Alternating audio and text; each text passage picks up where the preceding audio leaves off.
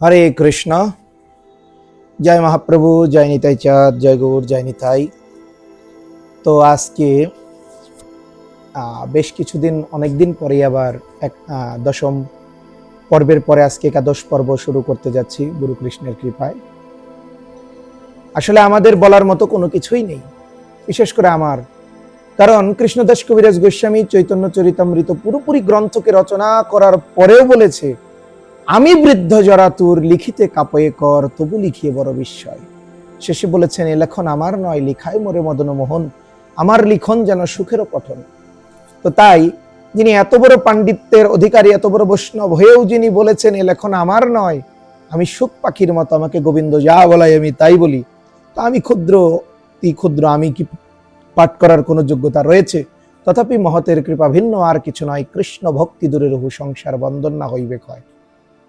চৈতন্য মঙ্গল শ্রী শ্রীলোচন দাস ঠাকুর মহাশয় কর্তৃক মহাপ্রভুর লীলার আজকে আমরা যে অংশটি আলোচনা করব একাদশ পর্বের, সেই অংশটি হচ্ছে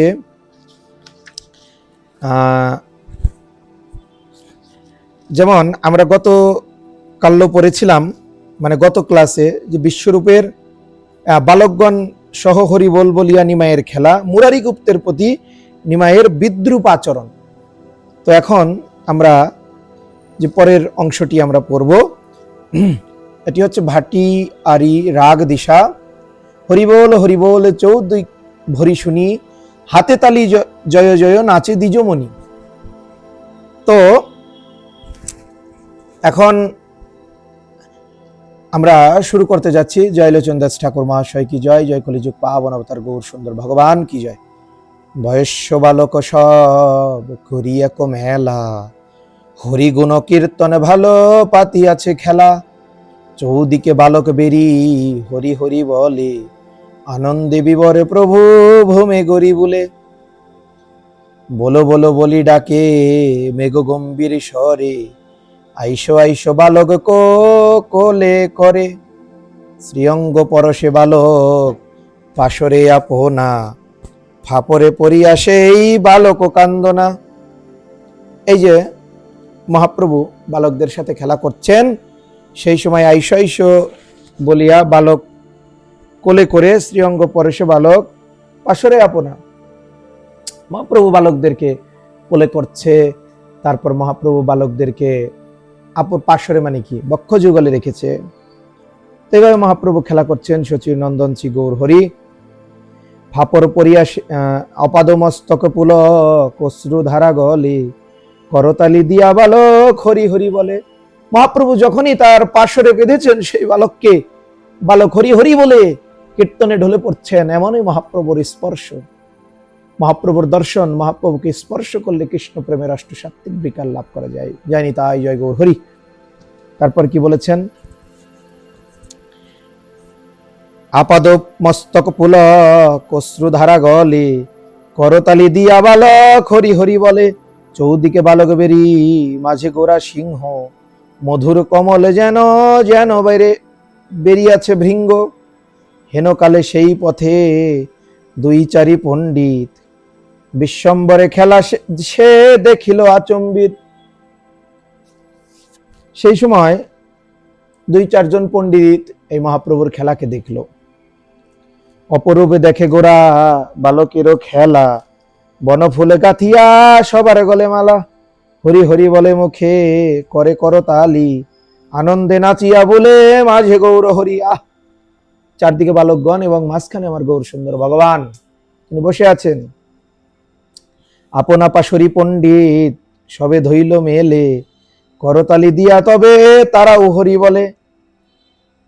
সবাই করতালি দিয়ে দিয়ে হরি বলছে। যেবা আসে যায় পথে দেখি হয় ভোলা, কাকেতে কলসি করে চাহে নারীগুলা। এই যে নারীগণ যারা কাকে কলসি নিয়ে যাচ্ছে, তারাও চেয়ে চেয়ে দেখছেন। হরি হরি বলে শুনি, হরি হরি বল শুনি, জয় জয় না দে, আনন্দে ধাইল সবে দেখিবার সাদে, হরি বলে শুনিয়া শচী আইল আচম্বিতে, দেখিল আপন পুত্র নিমায় পণ্ডিতে। এই যে দেখে হরি হরি বল ধ্বনি দেখে সচিমাতাও চলে আসলেন। চলে এসে দেখছেন তার পুত্র খেলা করছেন। তারপর কলসিকাকে নিয়ে নারীগণ যাচ্ছে, তারাও দেখছে।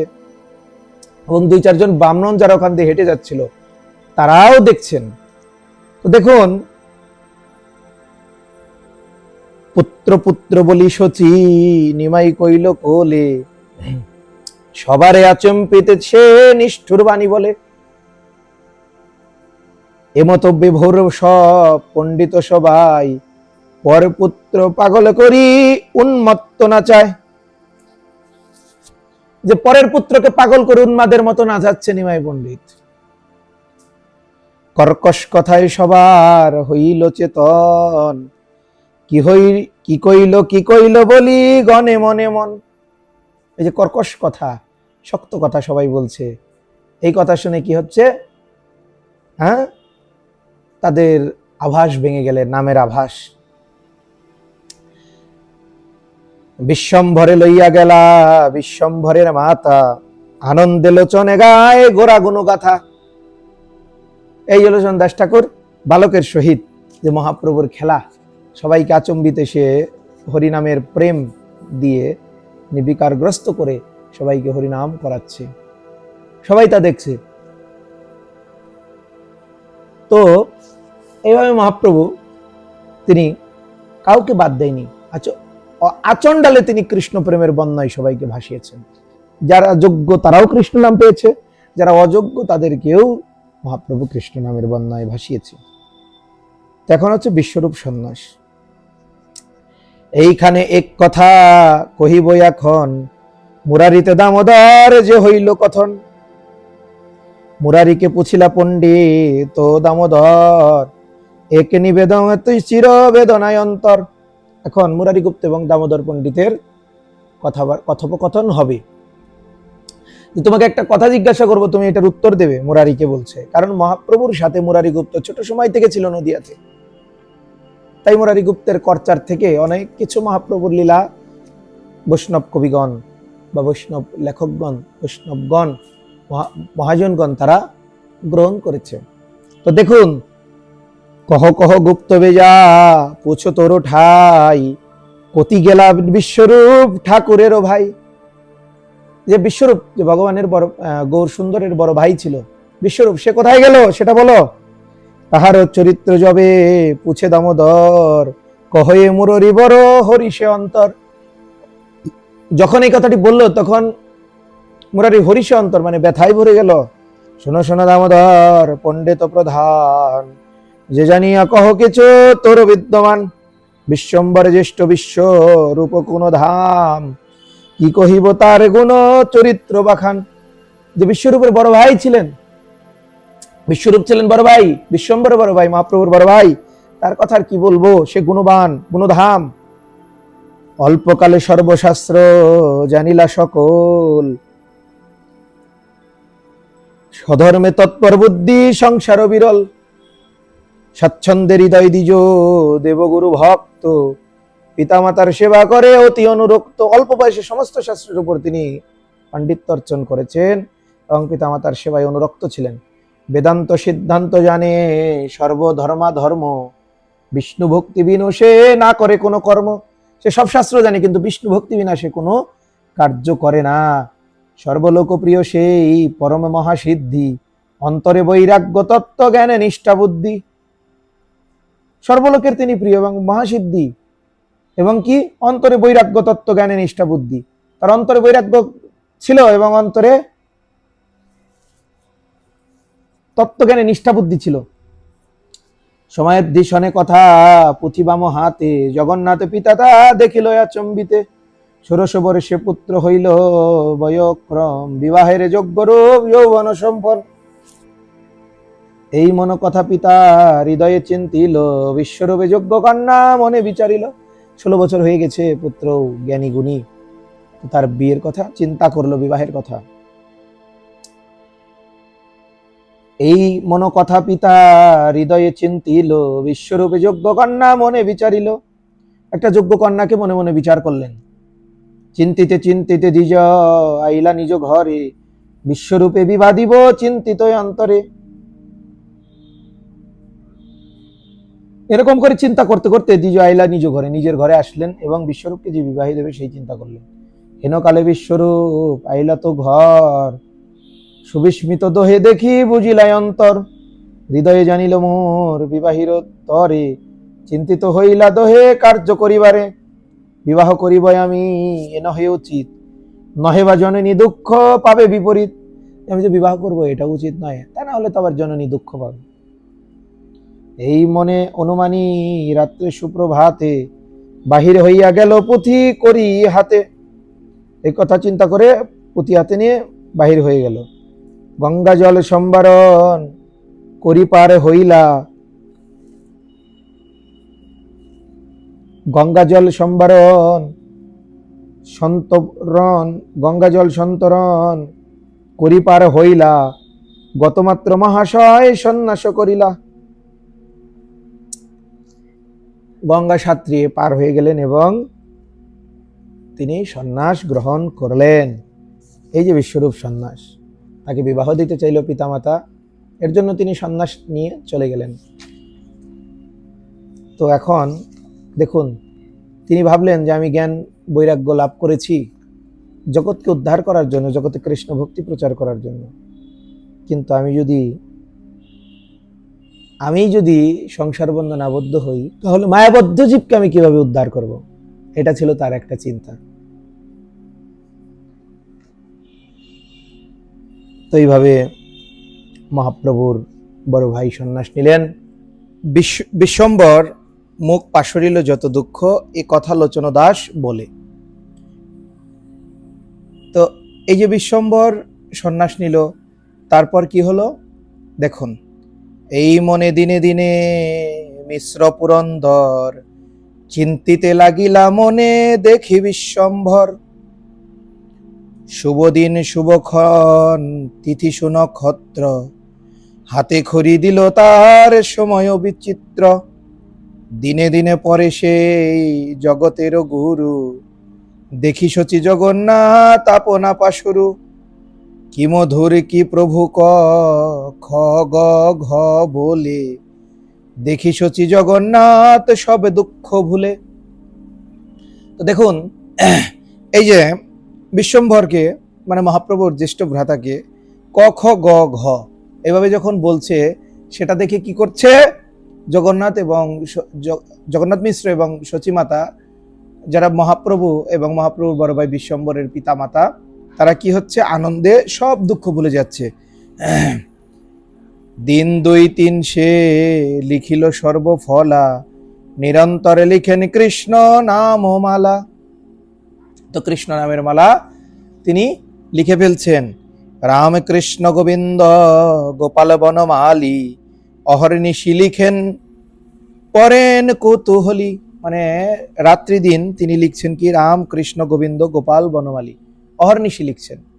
এই মতে খেলা লীলায় কতদিনে গেল, শচী জগন্নাথ দোহে যুকতি করিল। তো এইভাবে কিছুদিন যাওয়ার পর শচী মাতা এবং জগন্নাথ মিশ্র কিছু যুক্তি করলো। কি? বিশ্বম্বর চূড়াকর্ম করি মনে মনে, ইষ্ট কুটুম্ব যত আনিল তখনে। মানে চূড়াকর্ম করবে, তাই সমস্ত ইষ্টি কুটুম্বকে নিয়ে আসলো। শচী বলে শুভক্ষণ তিথি শুভ দিনে, করিব তো চূড়াকর্ম ধরাইল মনে। নদিয়া নগরে ঘরে ঘরে আনন্দিত, ব্রাহ্মণ সজ্জন আনি লোকে যে পূজিত। ব্রাহ্মণেতে বেদ পরে গায়নে গায়ে গীত, করিল সে যজ্ঞ আদি যে বিধি উচিত। ব্রাহ্মণে বেদ পড়ছে এবং গায়নে গীত গাচ্ছে, সেই যজ্ঞ এবং যা বিধি উচিত সেইভাবে ক্রিয়া করছে। জয় জয় দেই যত কুলবধূগণ, সবাকারে দিল গন্ধ সুবাক চন্দন। নানাবিধ বাদ্য বাজে আনন্দ অপার, শঙ্খ দুন্দুবি বাজে ভেউর কাহাল। তো নানান রকম বাদ্য বাজছে, সবাইকে চন্দন মালা পরিয়ে দিচ্ছে। মৃদঙ্গ পটাহ বাজে কাংস করতাল, সানায় শব্দ শুনি বারায় রসাল। সানায়ের শব্দ হচ্ছে অনেক সুন্দর সুমধুর। চতুর্দিকে হরিধ্বনি ঝাঁপায়ে গগন, চূড়াকর্ণ কর্ণভেদ করিল তখন। চূড়াকর্ম এবং কর্ণভেদ, কর্ণভেদ মানে কি? কান ছিদ্র করা। তো এটা করতো, কর্ণভেদ বলে তাকে। তো কর্ণভেদ করার পর তারপর কি করলো?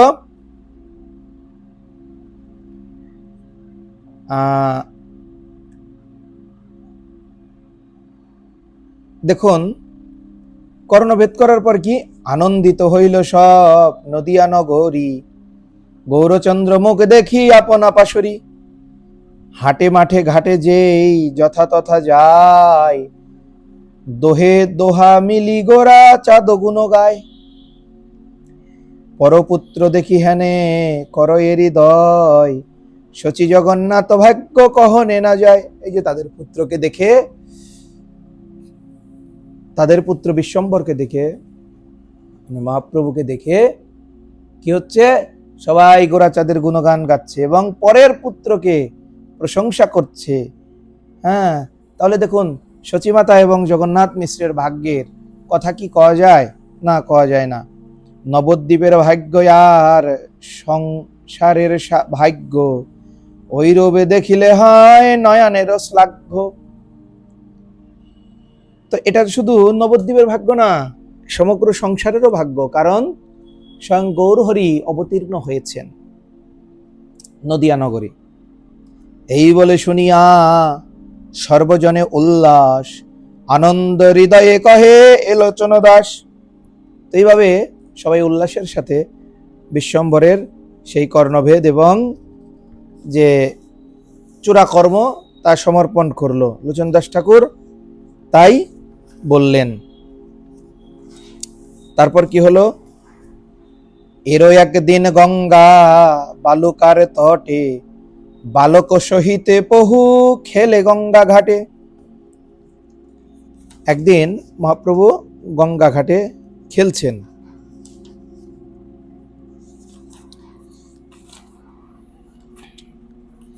বালুকায় পক্ষপদ চিহ্ন অনুসারী, গমন কর এ পক্ষপদ চিহ্ন ধরি। এই মতে মহাপ্রভু শ্রী গৌরাঙ্গ চন্দ্র, বালক সহিতে ক্রিয়া কর এ নির্বন্ধ। তো এইভাবে মহাপ্রভু বালুকার মধ্যে পদচিহ্ন দিয়ে হাঁটছে এবং সেই পদচিহ্ন অনুসরণ করছে। এইভাবে বালকের সহিত খেলায় মগ্ন রয়েছেন আমার বিশ্বম্ভর, যিনি বিশ্বকে ধারণ করেন। তিনি তো আর কেউ নয়, স্বয়ং গৌরহরি। বালক সহিতে ক্রিয়া এই পদচিহ্ন যে বালকে ডিঙায়, সেই ততক্ষণে খেলায় পরাজয় পায়। যে জনা তো আগে যাইয়া পারে ধরিবারে, সেই জন খেলায় জিনে কান্ধে চড়ে তারে। তো যে জিতে আর যে হারে তার কাঁধে গিয়ে যে জিতে সে চড়ে বসে। তার কান্দে চড়ি তার পিঠে মারে ছাট, কান্দে করি লইয়া যায় সংকেতেরও ঘাট।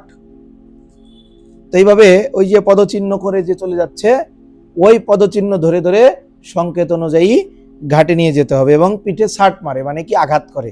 একটা খেলা, বালকের খেলা, সেটা মহাপ্রভু খেলছেন। খেলিছে বিনোদ খেলা গোরা বনমালী, সঙ্গে রয়েছেন যত গৌর ভকত মণ্ডলী। আচ্ছা, ইহা বলি শিশু শনে বালুকায় যায়, মহাপরিশ্রমে ঘর্ম নিকলিছে গায়। মানে পরিশ্রমে ঘাম বেরোচ্ছে গা দিয়ে। হেনকালে জগন্নাথ মিশ্র পুরন্দর, স্নান করিবারে গেলা জাহ্নবীরতের। এই সময় পুরন্দর মিশ্র জাহ্নবীর মানে গঙ্গার তীরে গেলেন। দেখিয়া পুত্রের খেলা ক্রোধই উপজিল, পরিশ্রমে দেখিয়া পুরিতে লাগিল।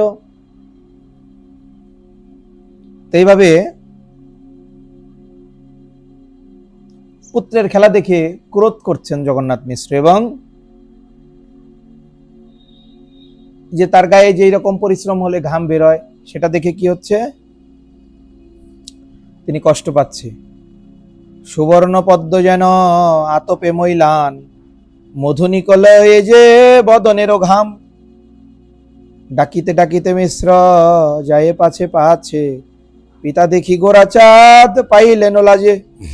এইভাবে জগন্নাথ মিশ্র পিছনে পিছনে যাচ্ছেন এবং বাবাকে দেখে গোরা চাঁদ আমার গৌর হরি লজ্জা পেয়ে যাচ্ছেন। এইভাবে মহাপ্রভু লীলাবিলাস করছেন নদিয়ায়। লাজে মুখ নাহি তোলে অন্তরে তারাস, আপনে পণ্ডিত গেলা গোরা চাঁদের পাশ। তো মহাপ্রভু লজ্জা পেয়ে মাথা উঠাচ্ছে না, তাই পিতা গোরা চাঁদের কাছে গিয়েছে। করে ধরি লইয়া আইলা আপনে কুমার, সকলে বালকে গেলা ঘরে আপনার। তো এইভাবে যখন মহাপ্রভুকে করে ধরে করে হাতে করে ধরে করে নিজের ঘরে নিয়ে আসলেন, এটা দেখে সমস্ত বালকগণ তাদের যার যার ঘরে শেষে ফিরে গেল। ঘরে আসি বিশ্বম্বর ভচ্ছিলা বিস্তর, জগন্নাথ গঙ্গা স্নান করিয়াইলা ঘর। ঘরে আসি বিশ্বম্বরে ভচ্ছিলা বিস্তর। তো এই যে ঘরে আসার পর মহাপ্রভুকে বকাঝকা করছে তার পিতা জগন্নাথ মিশ্র। পাট শাট গেল তোর অধমেরও হেন, কুবুদ্ধি করিয়া তুই বেড়াস অনুক্ষণ। এই যে তোর পড়াশোনা নেই, তুই শুধু ঘুরে বেড়াচ্ছিস, হ্যাঁ, তোর কোনো কাজ নেই। ব্রাহ্মণ কুমার হইয়া নাহি কয়াচার, ইহা উচিত ফল দিতেছি তোমার। তুমি ব্রাহ্মণ কুমার হয়েছে, তোমার কোনো আচার জ্ঞান নেই। ব্রাহ্মণরা বিদ্যা শিক্ষায় পারদর্শী হবে, হ্যাঁ, ভগবানের পূজা অর্চনায় পারদর্শী হবে, কিন্তু মহাপ্রভু শুধু খেলাধুলা করে যাচ্ছে, তার এই কর্মে কোনো মন নেই। ইহা বলি জগন্নাথ হাতে ছাট ধরে, তর্জন করিতে সচি ধরে তার করে। নামারিহ পুত্র মোর না খেলিবে আর, সর্বদা পরিবে কাছে থাকিয়া তোমার। যখন এই বলে জগন্নাথ মিশ্র মহাপ্রভুকে মারতে গেলেন, তখন সচিমাতা তাকে আটকালেন যে আমার পুত্র আর এইভাবে খেলা করতে যাবে না, সে তোমার কাছে থেকে সর্বদাই পড়াশোনা করবে। বিশ্বম্বর সন্ধ্যাইলা জননীর কোলে, না খেলিব না খেলিব ধীরে ধীরে বলে। তো বিশ্বম্বর আমার মহাপ্রভু সচিমাতার কোলে গিয়ে ধীরে ধীরে বলছেন, আমি আর খেলবো না মা, আমি আর খেলবো না।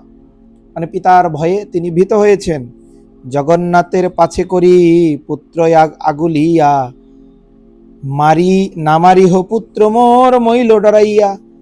আমার পুত্রকে তুমি মেরো না, আমার পুত্র ভয় পাচ্ছে। ইহা বলি শচী দেবী পুত্র করি কোলে, বয়ান মোছয়ে অঙ্গ বাসনয় অঞ্চলে। এই কথা বলে শচী দেবী পুত্রকে কোলে করে নিয়ে অঙ্গ এবং গা মুছিয়ে দিচ্ছে। না পড়ুক পুত্র মোর হোক মুরুক, মুরুক হইয়া শত বরিশ বরিশ জিউক। আমার পুত্র শিক্ষিত হবার দরকার নেই, মূর্খ হোক, কিন্তু আমার পুত্র শত বৎসর জীবিত থাকুক। এই হচ্ছে সচিমাতার কথা। শুনিয়া শচীর বাণী মিশ্র পুরন্দর, কহিতে লাগিলা কিছু ক্রোধ শুক্র উত্তর। হ্যাঁ, এই যে সচিমাতার বাণী শুনে পুরন্দর মিশ্র মানে জগন্নাথ মিশ্র তিনি ক্রোধে উত্তর দিলেন কি, মুরুখ হইলে পুত্র জীবে জীবে কেমনে, কেমনে ব্রাহ্মণিহার কন্যা দিবে দানে। যে আমার পুত্র যদি মূর্খ হয় তাহলে সে কিভাবে বাঁচবে, আর কেই বা তাকে কন্যা দিবে বিবাহ করার জন্যে। এর জন্য এটাও বলছে রাগের মাথায়, তবে জগন্নাথ দেখে পুত্রের বয়ান, পিতা পানে চাহে পুত্র তারা শোনয়ান। অন্তরে পড়ায় মস্র বাহিরে কঠিন, ফেলিল হাতের ছাট প্রেম পরবিন। এই যে হাতের লাঠিটি ফেলে দিল এবং প্রেম প্রদর্শন করলো, কারণ বাইরে কঠিন হলেও অন্তরটা তো মহাপ্রভুর পিতা গৌরহরির প্রতি তো অন্তরে যথেষ্ট পরিমাণ প্রেম রয়েছে।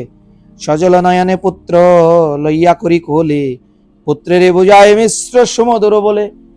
এইভাবে পুত্রকে কোলে নিয়ে সুমধুর সুরে কিছু বোঝাচ্ছে। পড়িলে শুনিলে বাপ লোকে বলে ভালো, আমি পাঠ ধরা দিব কদলোক আরো।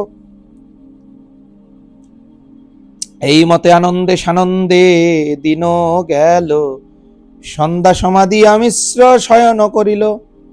এভাবে সন্ধ্যা হলে জগন্নাথ মিশ্র শয়ন করল। নিদ্রাগত হইলা রাত্রি তৃতীয় প্রহর, স্বপ্ন দেখিয়া মিশ্র হইলা ফাপর। এভাবে রাত হওয়ার পর 3 প্রহর চলে যাওয়ার পর রাত্রে 1 প্রহরে 4 ঘন্টা, 3 প্রহরে মানে 12 ঘন্টা যাওয়ার পর রাত্রি 3 প্রহর, ওই সময় জগন্নাথ মিশ্র একটা স্বপ্ন দেখলো এবং স্বপ্ন দেখে ফাপর হলো। কি স্বপ্ন? রাত্রি সুপ্রভাতে উঠে ডাকিল সবারে, স্বপ্ন একে দেখিয়াছি কহিল সবাকারে। রাত্রে আমি একটি স্বপ্ন দেখেছি, সবাইকে বলছে কি? দেখিল তো পুত্র এক পুরুষ বিশাল, দিনমণি কিরণ বরণ উজিয়ার। আমার পুত্র সুবিশাল এবং দিনমণি কিরণ বরণ, রূপের কিরণ হচ্ছে, রত্ন অলঙ্কারে সে ভূষিত দিব্য দেহ, নিরখি না পারি ঝল মল করে গেহ। যে তার ভূষণ হচ্ছে রত্ন অলঙ্কারে এবং ঝলমল করছে। বলিল আমার মেঘ গম্ভীর বচনে, তুমি মোরে নিজ পুত্র করি মানো কেনে।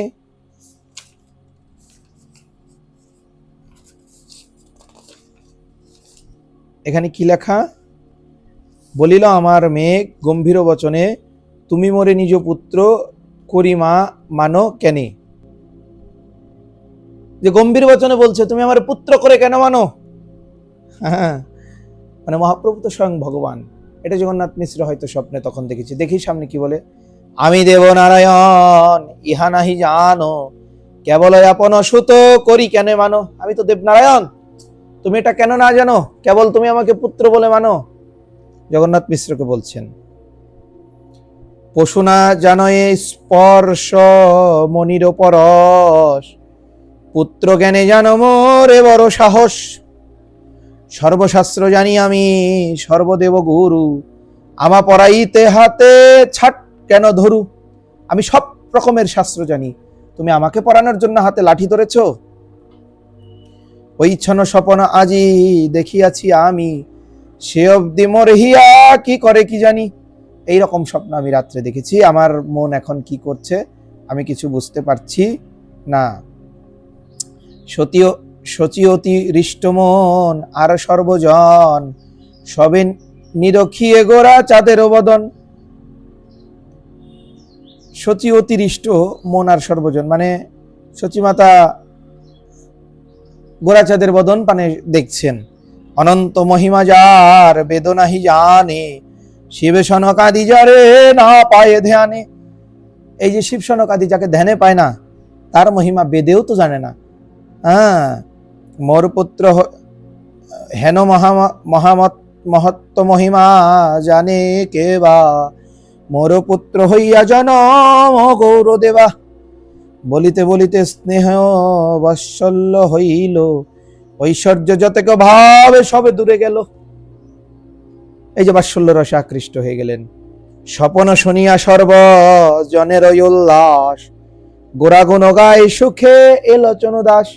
এই স্বপ্ন দেখে উল্লাস হলো এবং এই প্রার্থনা গোরাগুণ গেয়ে লোচন দাস ঠাকুর এই প্রার্থনা করলো। তো এই হচ্ছে মহাপ্রভুকে তার পিতা স্বপ্ন দেখে তাকে আঘাত করতে গিয়েছিল। যে মহাপ্রভুর পিতা তাকে একদিন আঘাত করতে গিয়েছিল কেন? যে মহাপ্রভু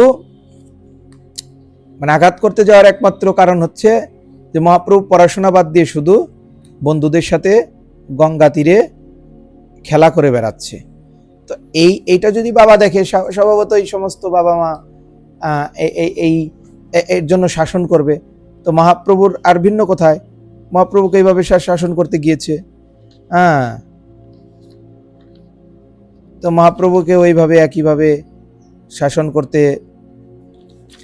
যাওয়ার পর তারপর রাত্রে স্বপ্ন দেখলেন যে আর কেউ নয়, সুবিশাল দেহ, অঙ্গকান্তি উজ্জ্বল, স্বয়ং নারায়ণ, দেবনারায়ণ।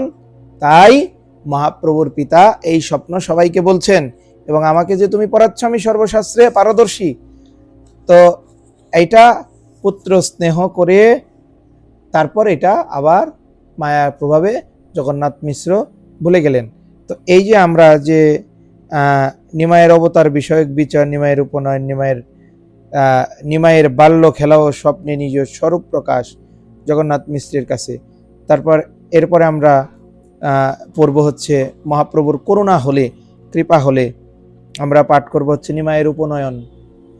পরবর্তী পর্বে আমরা নিমাইয়ের উপনয়ন এবং নিমাইয়ের অবতার বিষয়ক বিচার, মাতাকে শ্রী একাদশী ব্রত উপবাসের প্রবর্তন, তো ইঙ্গিতে নিজ দেহ হইতে ভক্ত দেহের শ্রেষ্ঠত্ব প্রদর্শন, মানে নিজের থেকে আপনি, মানে আমার থেকে আমার নাম বড়, নাম থেকে আমার ভক্ত বড়। তো মহাপ্রভুর কৃপা হলে আগামী পর্বে আমরা এই অংশটি আমরা পড়ব। তো জয় জয় শ্রীকৃষ্ণ চৈতন্য প্রভু নিত্যানন্দ শ্রী অদ্বৈত গদাধর শ্রীবাসাদি গৌর ভক্তবৃন্দ। হরে কৃষ্ণ কৃষ্ণ কৃষ্ণ হরে হরে, হরে রাম রাম রাম হরে হরে। জয় মহাপ্রভু, জয় নিতাই চাঁদ, জয় গৌর হরি।